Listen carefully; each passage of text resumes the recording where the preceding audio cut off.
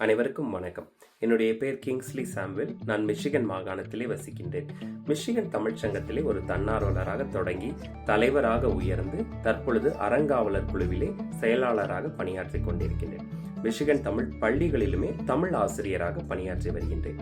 வட அமெரிக்க தமிழ்ச்சங்க பேரவையிலும் தன்னார்வ பணிகள் பல ஆண்டுகள் செய்து பின்னர் 2 ஆண்டுகள் இயக்குநராகவும் 2 ஆண்டுகள் செயலாளராகவும் பணியாற்றி இருக்கின்றேன். தமிழ்ச்சங்கத்திலும் பேரவையிலும் பல்வேறு நலத்திட்ட பணிகளுக்கு உதவி இருக்கின்றேன். பல்வேறு மிக முக்கியமான திட்டங்களையும் உருவாக்கி கொடுத்திருக்கின்றேன். தற்பொழுது எதிர்வரும் தேர்தலிலே துணைத் தலைவர் பொறுப்பிற்காக போட்டியிடுகின்றேன். அதற்கு உங்களுடைய வாக்குகளை எனக்கு அளித்து என்னை ஆதரிக்குமாறு அன்போடு கேட்டுக்கொள்கின்றேன். வட அமெரிக்க தமிழ்ச்சங்க பேரவை தேர்தலுக்காக நான் கடந்த 2 மாதங்களாக பல்வேறு தமிழ்ச்சங்கத்தோடு உரையாடினேன். அவர்கள் எல்லாம் கேட்கிற ஒரு முக்கியமான கேள்வி என்னன்னா, பேரவையால எங்களுக்கு என்ன பயன் இருக்கு, நாங்கள் ஃபெட்னா மெம்பராக இருக்கிறதுனால எங்களுக்கு என்ன யூஸ் அப்படின்னு கேட்குறாங்க. நானும் பேரவை கொடுக்கின்ற பல்வேறு திட்டங்களை நான் அவர்களுக்கு அறிவிக்கிறேன். இருந்தாலும் எங்களுடைய தமிழ்ச்சங்கத்துக்கு நேரடியாக என்ன பயன் இருக்கு அப்படிங்கிற ஒரு கேள்வி வருது.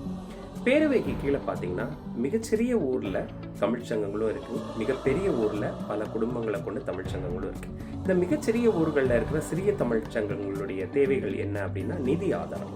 அவர்களுக்கு ஒரு $500 $1000 கிடைக்கிறது கூட மிக சிரமப்படுறாங்க. அதன் மூலம் நிகழ்ச்சி நடத்துவது, அப்புறம் அங்கு உள்ள மக்களை அழைப்பது எல்லாமே மிக சிரமமாக இருக்கிறது. அவர்களுக்கான வருவாயும் மிக குறைவு. அதே சமயம் பெரிய ஊர்களில் இருக்கின்ற தமிழ்ச்சங்கத்தினுடைய சிக்கல்கள் என்னன்னா, சங்கங்கள் பெரிதாக தன்னார்வலர்கள் நிறைய ஆக அங்கே இன்டர்னல் கான்ஃப்ளிக்ட்ஸ் நிறைய வருது. அந்த சங்கத்தை எப்படி இன்னும் ஸ்ட்ரக்சரலி ஸ்ட்ராங் ஆக்கலாம் அப்படிங்கிற சேலஞ்சஸ் எல்லாமே இருக்கு. மேலும் இப்போ இடைத்தரப்பட்ட சில சங்கங்கள்லாம் இருக்கு, அவர்களுக்கு இந்த 2 சேலஞ்சஸுமே இருக்கு. இப்போ வட அமெரிக்க தமிழ்ச்சங்க பேரை இவர்களுக்கு எப்படி உதவலாம்? சிறிய சங்கங்கள் எடுத்துக்கிட்டா பேரவை மூலமா எப்படி நேரடி நிதி உதவியை இந்த சிறிய சங்கங்களுக்கு பெற்று அவர்களுடைய வளர்ச்சிக்கு உதவலாம். அது நேரடி நிதி உதவியாகவும் இருக்கலாம். அது மட்டும் இல்லாம நேஷனல் லெவலில் இருக்கிற பல்வேறு ஸ்பான்சர்ஸை ஒருங்கிணைத்து அவர்கள் மூலமா அந்த நிதிகளையும் பெற்று தரலாம். இது போன்ற பல்வேறு சிக்கல்களுக்கு பேரவையிலே பல்வேறு குழுக்களை அமைத்து அவர்களுக்காக நம்ம உதவி செய்யலாம். எடுத்துக்காட்டாக சொல்லணும்னா, ஒரு தமிழ்ச்சங்கத்துக்கு வெப்சைட் நல்லா பண்ணணும்னு தேவை இருக்கு. இன்னொரு தமிழ்ச்சங்கத்துக்கு அவர்களுடைய மேகசின் நல்ல இடத்துல பிரிண்ட் பண்ணணும்னு தேவை இருக்கு. இன்னொரு தமிழ்ச்சங்கத்துக்கு இந்தியாவில இருந்து சாவனியர்ஸ் ஆர் கிஃப்ட்ஸ் இங்கே கொண்டு வரணுங்கிற அந்த லாஜிஸ்டிக்ஸ் ஹெல்ப் தேவை இருக்கு. இன்னும் சில இடங்கள்ல பொங்கல் விழாக்களுக்கு வாழை இலை கொண்டு வரது கூட ஒரு பெஸ்ட் காஸ்ட்ல எப்படி கொண்டு வருது அப்படிங்கிற சேலஞ்சஸ் இருக்கு. இது போன்ற சர்வீசஸை நம்ம கலெக்டிவ் பார்கெனிங் மூலமாக நம்ம பெற்று பேரவை வழியாக இந்த சங்கங்களுக்கு உதவலாமா?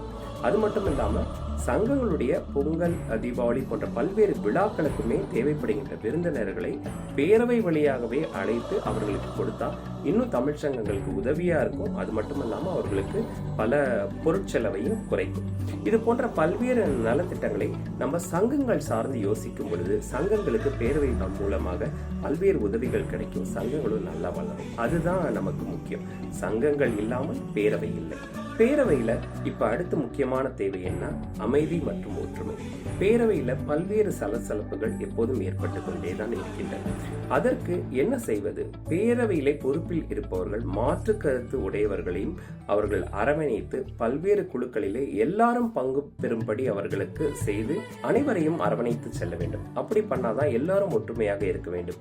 ஒரு சிலரை குழுக்களில் இருந்து ஒதுக்கி வைக்காமல் எல்லாருக்கும் அந்த வாய்ப்பு பல்வேறு சங்கங்களுக்கும் சமமாக கொடுக்கப்பட்டால் இந்த பேரவையிலே பல்வேறு சலசலப்புகள் குறையும். அடுத்தபடியாக பேரவையிலே நம்முடைய அடுத்த தலைமுறையினரின் பார்ட்டிசிபேஷனை அதிகப்படுத்த வேண்டிய நேரமும் வந்துருச்சு.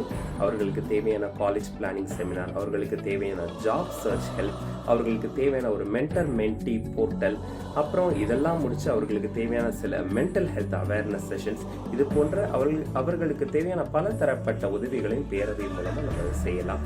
ஆக நம்முடைய அடுத்த தலைமுறைக்கு தமிழையும் கொண்டு சேர்க்கணும். அதற்காக பல்வேறு நிகழ்ச்சிகளையும் நம்ம தொடர்ந்து நடத்தலாம். அப்புறம் இப்ப இருக்கிற ஒரு மிக முக்கியமான சிக்கல் என்னன்னா, நம் அமெரிக்காவில் வாழ்கின்ற தமிழர்களுக்கு அவர்களுடைய ஜாப் லாஸ் ஒரு மிகப்பெரிய சேலஞ்சா இருக்குது. அதற்கு பேரவை எப்படி உதவலாம் அப்படின்னா, பேரவையிலே பேரவையினுடைய ஸ்பான்சர்ஸ், டோனர்ஸ் நிறைய பேர் இருக்கிறாங்க, நிறைய வணிகர்கள் இருக்கிறாங்க.